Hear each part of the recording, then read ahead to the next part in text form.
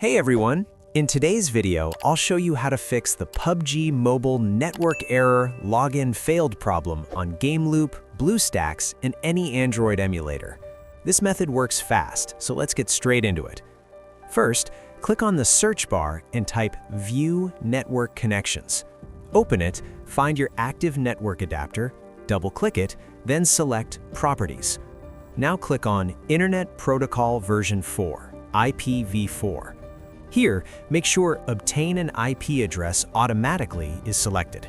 Then, under DNS, choose Use the following DNS server addresses and type 8.8.8.8, 8.8.4.4. Click OK to save your settings. Next, go back to the search bar and type CMD. Right-click it, choose Run as Administrator, and click Yes. Inside the command prompt, type ipconfig/flushdns. Press Enter. Then type netshish winsock reset.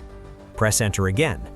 Once that's done, restart your computer and the login error should be fixed. If this guide helped you out, make sure to subscribe to the channel, and I'll see you in the next one.